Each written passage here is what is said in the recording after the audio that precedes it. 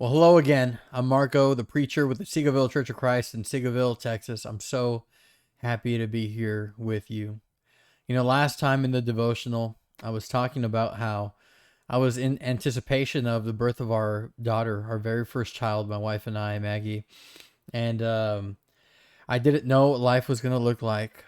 I didn't know what it was going to be like. And here I am.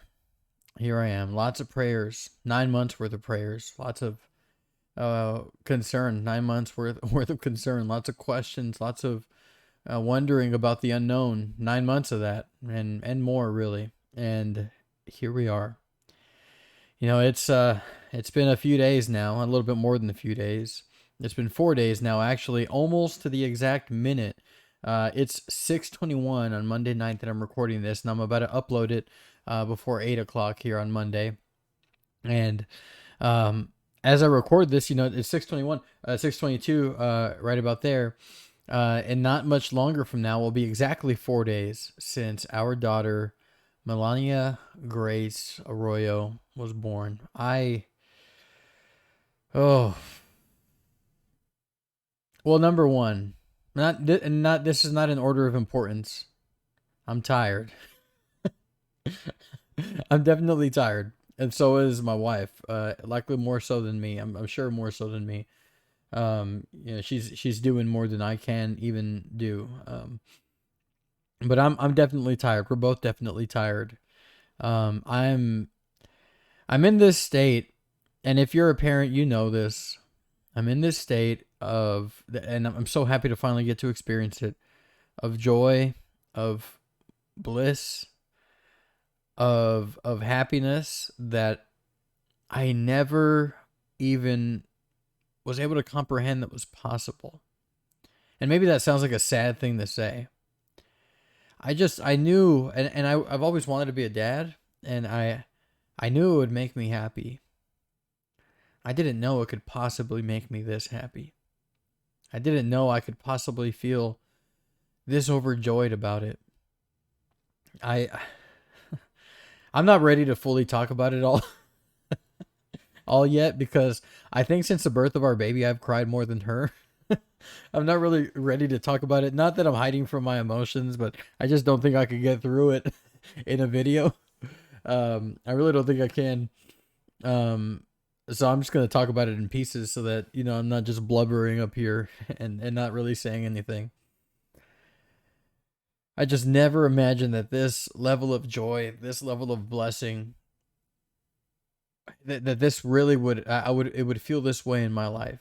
That this was really possible for me.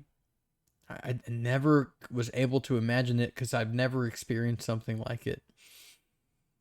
It's been difficult, obviously, newborn baby and all that, and we're new parents and we're figuring all of this out. But though it's been difficult, oh, we're so happy. We're so overjoyed. We're so blessed. We're so grateful. God has been so, so good. And to the Seagoville Church of Christ family, thank you all so much for your prayers and for your thoughts and for all the kind words and all the concern that you've showed. It means the world to us. And, even now, y'all are bringing meals to our house and taking care of us in so many different ways. Thank you so much. I thank God for you so very much. I'm so blessed about that. And by the way, this is a devotional. I'm getting to a point here. I'm not just yapping about my baby. So if you're not that concerned about our baby or anything, don't worry. There's the devotionals is coming right now, and this all has to do with that.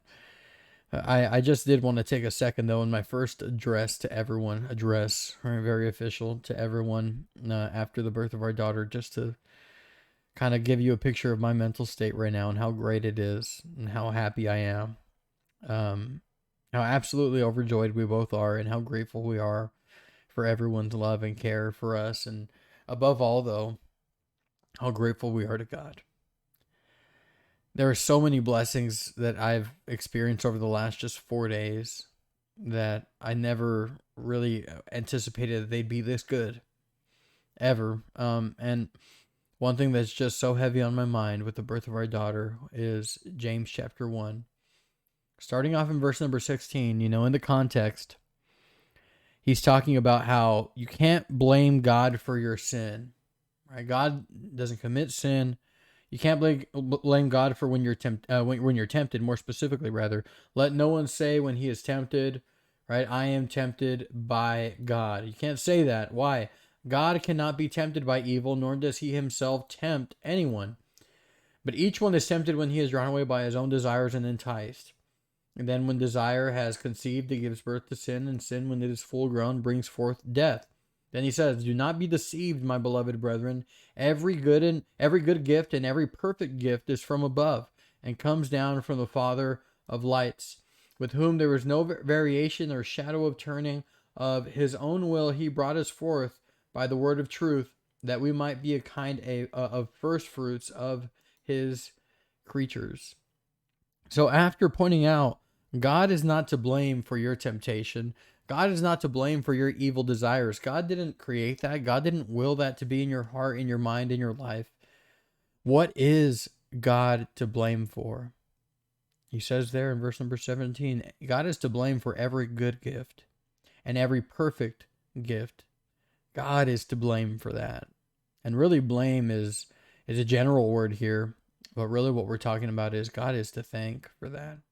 God is to acknowledge as the source of that, as the reason for it.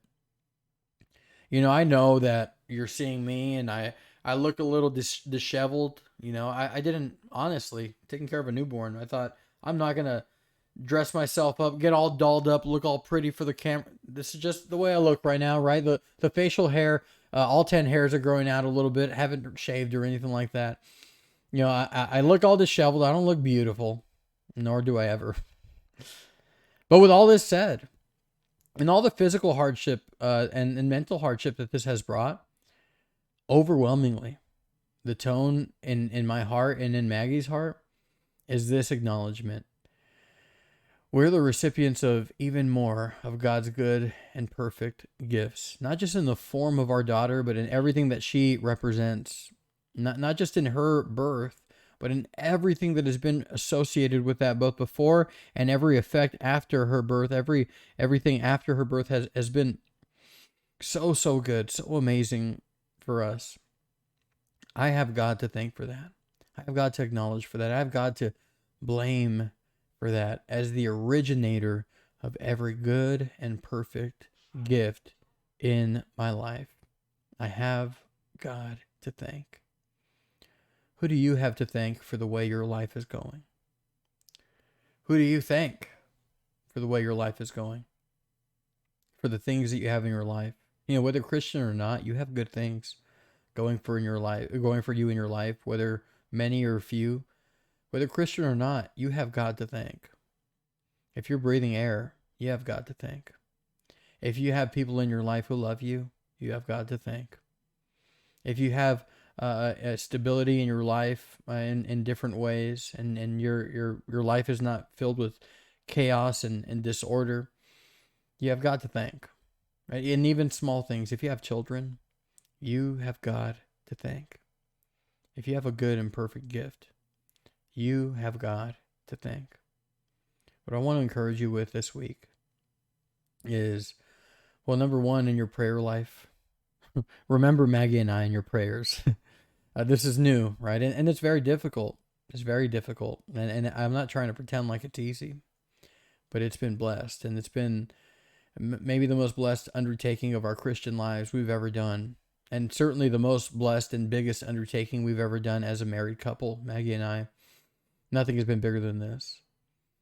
So remember us in your prayers, but for your life now, and not just for me, and not just for my own personal spiritual and life's benefit, and for the benefit of our daughter and her well-being and health, but for you, pray and ask God to help you reshape your mind.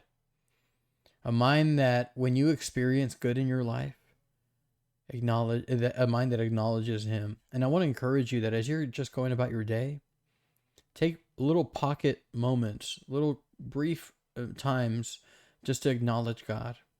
God, I noticed that.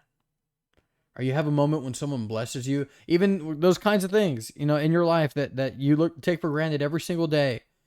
When you experience the hug of one of your children, and you recognize how good that and perfect that really is, take a moment and just say, God, thank you. I see what you did there. God, thank you for giving that to me and bringing that into my life. God, thank you. Take moments in your prayer life to acknowledge God as the originator, the cause, the creator of every good and perfect gift. It comes from above. It comes from God. Take time to acknowledge him. Number two, as you read the word, and it's interesting how this kind of happens here in the very next verse. He says, of his own will, he brought us forth by the word of truth, that we might be kind of a kind of first fruits of his creatures. He brought us forth of his own will by the word of truth. Remember that God didn't make you and I to live lives where we just kind of go through life and experience some blessings. No, God wants to bring us forth for this glorious and eternal purpose, to be the first fruits, to be the very best spiritually, as close to him as possible of his creatures. He gave us his word so that not just we would receive good and perfect gifts as a result of doing it, but we would be more like him, more close to him. We would be the very best that he would have us to be. We ourselves could become good and perfect gifts. Now, we usually talk about that as being a blessing to other people. When you read the word, recognize that's there, not just to bring benefits to you. That's part of it. That's part of what it does as a byproduct of it. But it's also there to help you to love your neighbor as yourself, to be a blessing to others, to become a good and perfect gift, to become a better sacrifice to God, a better servant of Jesus Christ every single day of your life. Number three, as far as mindset goes for this coming week and just for life in general, remember God. Remember God. Remember him, acknowledge him as the originator of every good and perfect gift in your life. Don't just let this fly by in your mind. I think it's clear that so many people live lives of sadness and hardship and frustration simply because they don't take time to look at their blessings. Take time to look at your blessings. I hope that Maggie and I stay right on this track when it comes to our daughter and being so positive about it. That though we've had these sleepless nights and there's been so much major adjusting that's happened in such a rapid amount of time, and it's very difficult. I'm so happy to say that our mindsets have been so good. Our mindsets have been in the right place, where we're recognizing these little moments that, wow, how blessed are we that we get to experience the blessing of this little baby girl right here. How blessed are we that we get to become parents and learn a little bit more about the love of God. Just a little bit more of really what that means for us. Take time to acknowledge God. Take time to think about what your blessings mean and what your blessings say to you objectively about who God is and how much he cares for you. There's no doubt in my mind God gave us the blessing of this baby so we can learn more about his love and teach her about his love and grow closer in love to him. Acknowledge God in your life. I love you so much. Have a blessed week. Recognize those good and perfect gifts in your life. Lord willing, I'll see you next time. Take care. Bye-bye.